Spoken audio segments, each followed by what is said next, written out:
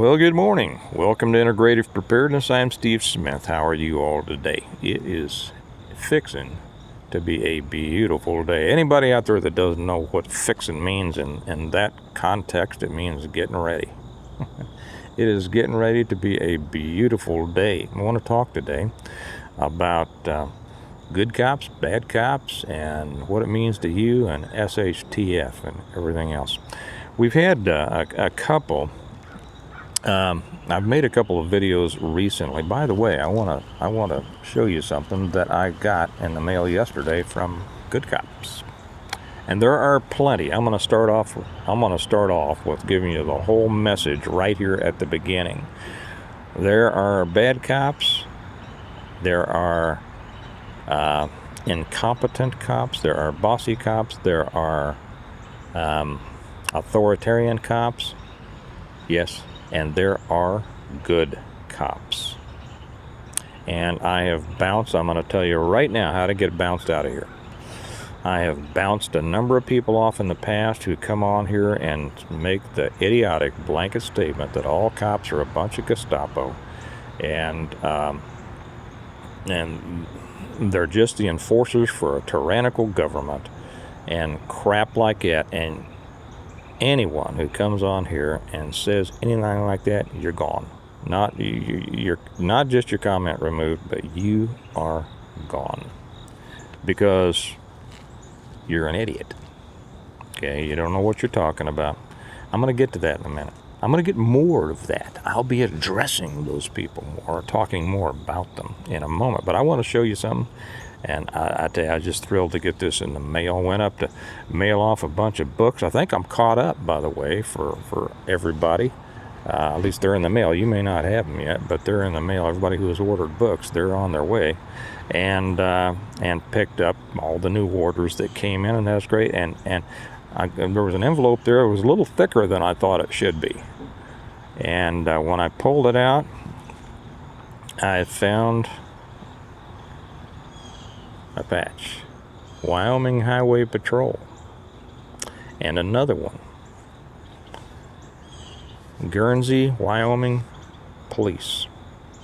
I can't tell you how much this means to me and how thrilled I was to open that envelope and find these in there. For those, I looked up, I wasn't sure how to pronounce I thought it was Guernsey, but I thought, I bet somebody's made a YouTube about that. You know, is there anything that you can't find on YouTube? Probably not. So I found somebody that said Guernsey, and there it was.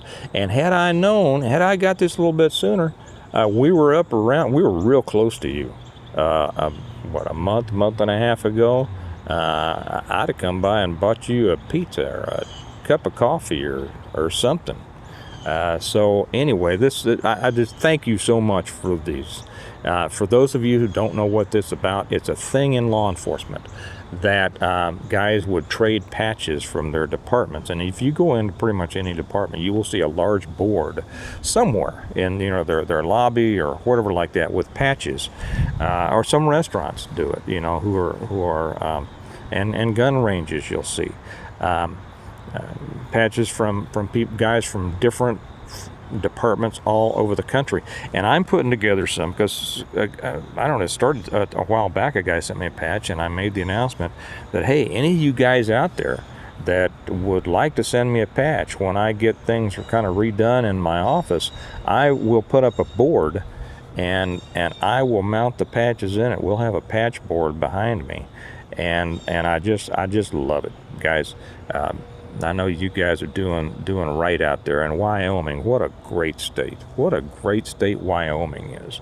As soon as you get rid of that Cheney, you're going to be all right, And I know you guys didn't support her.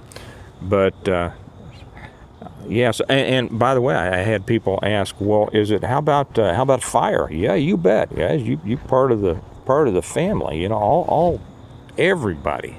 Everybody, when you are in a real bad situation, everybody shows up.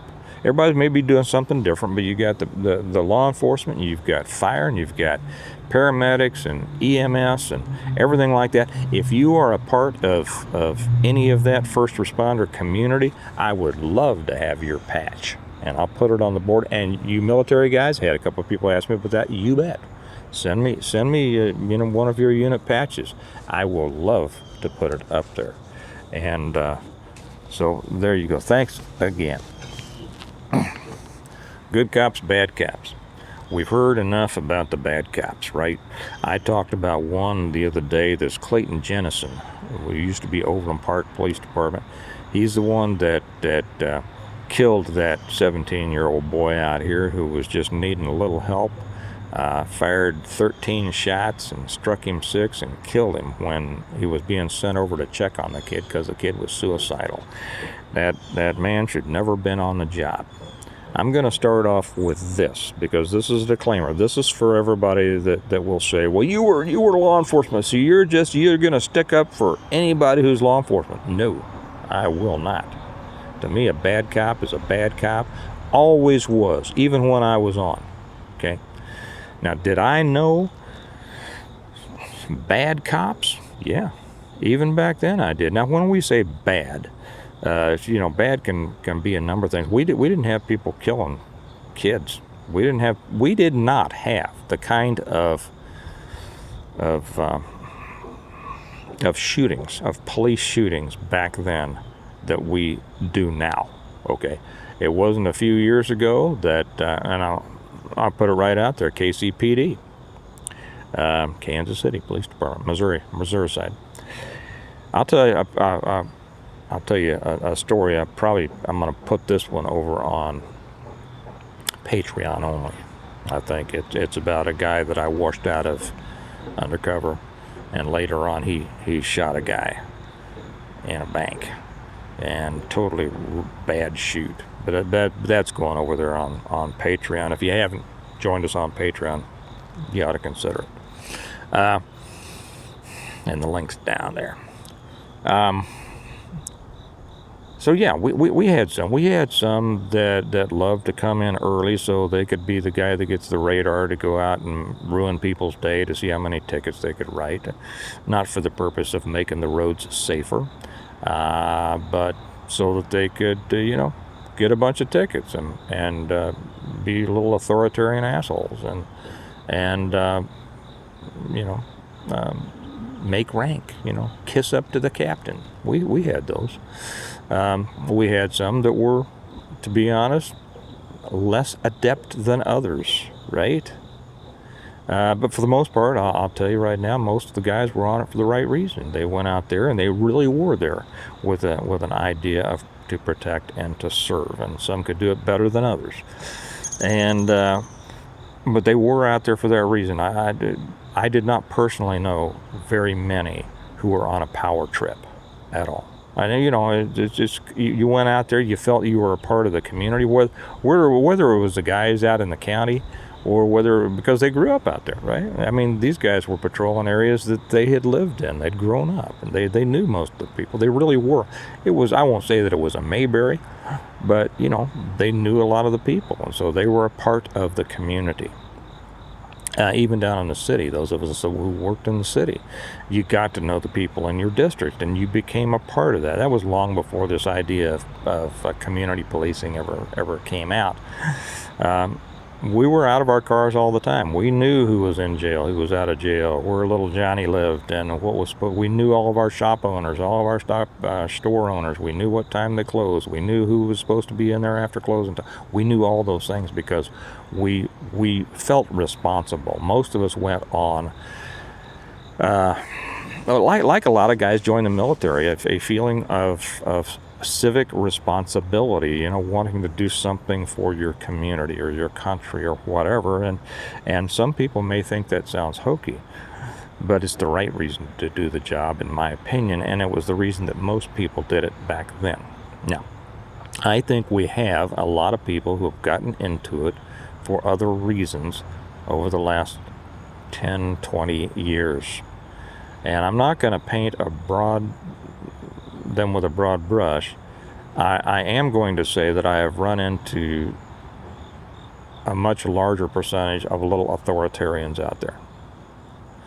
And I mean, you can watch them on YouTube all the time. I hit a couple of, when I saw how many channels there are out there finding cops doing wrong things, I said, oh my gosh.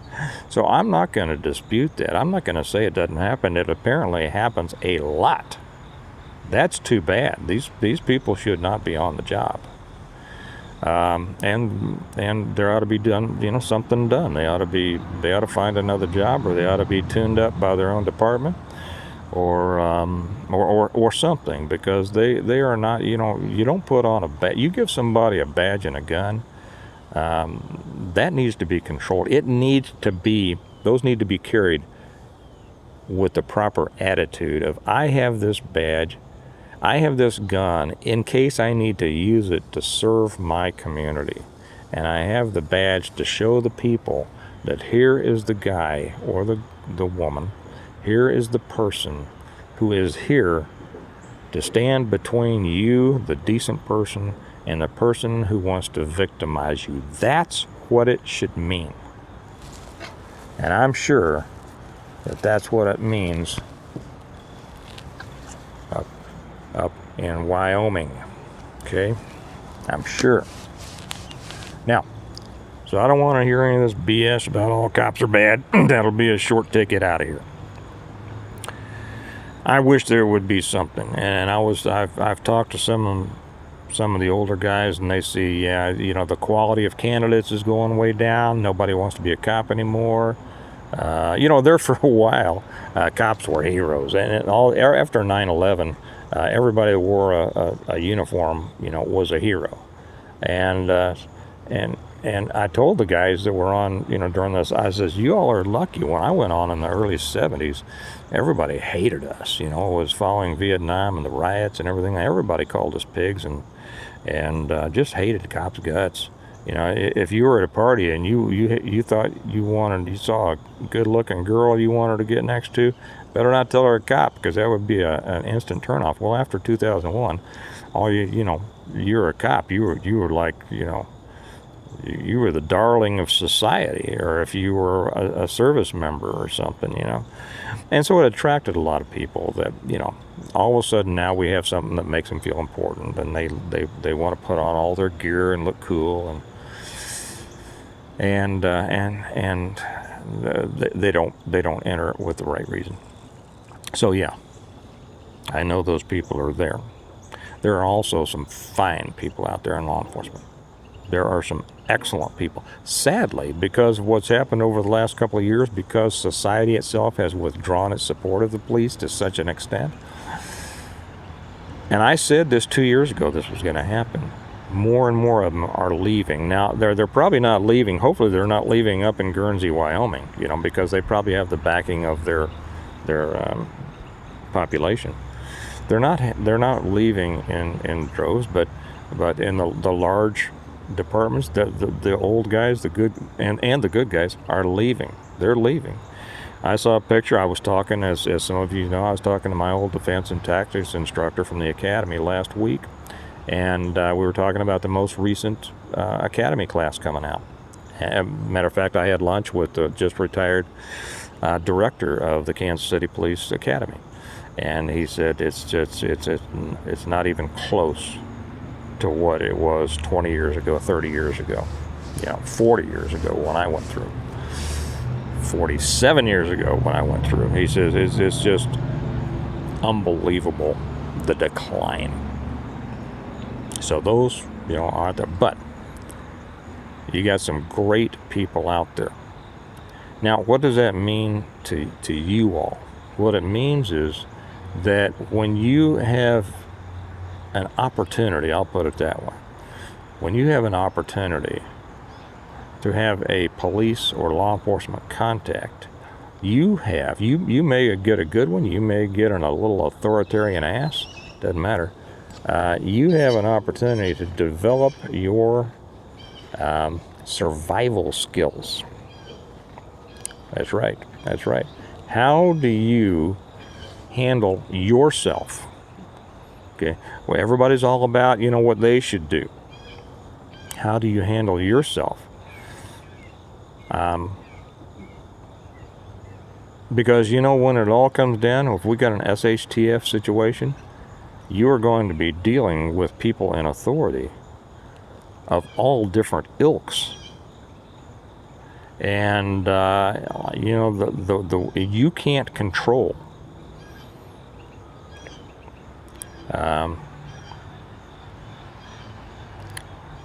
you can't control who you're gonna pick. What you can control is how you act. Now, this is not one of those where I'm gonna say, always do what the cop tells you, always say yes sir, no sir, all of that.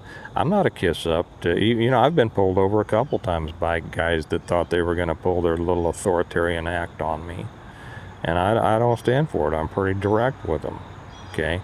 But I could tell these were guys that were on a power trip, okay? But if a guy comes up and he's you know, respectful, and you can see that he really sees himself as a public servant, they're gonna get nice from me all day long. So use this as an opportunity to develop your skills in dealing with different kinds of authority. And that really is a survival ability. And one that could be important depending on how things roll here, you know, in the coming years. So there's good cops. There's a lot of good cops. There's some bad cops. Shouldn't be there. But the real important thing as it affects you is how you're able to deal with the differences both now and in what may be coming down the road of whatever flavor may be coming, right? Okay.